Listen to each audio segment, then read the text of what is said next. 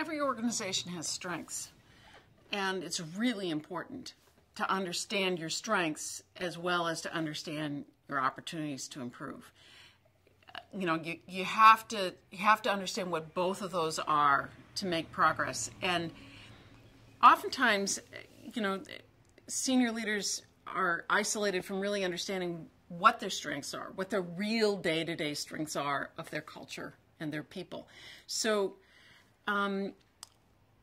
helping them to appreciate what their strengths are and how to leverage them to turn them into strategic advantages in the marketplace is where we can be helpful.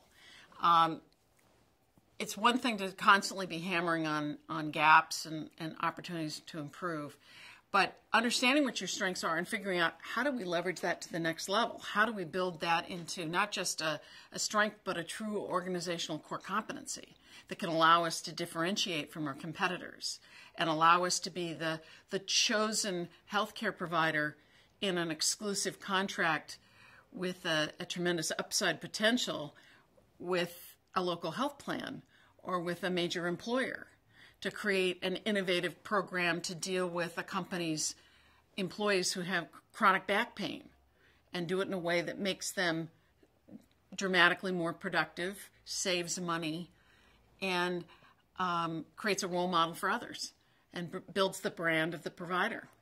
How do we put those pieces together?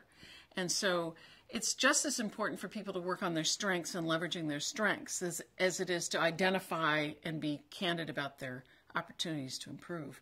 It's also about, making sure that balance is right so that you're keeping the workforce motivated. I mean, people need to celebrate their strengths and build upon their strengths in order to stay happy campers that are going to drive home to building a happy customers. So you have to do both in a measured, balanced way.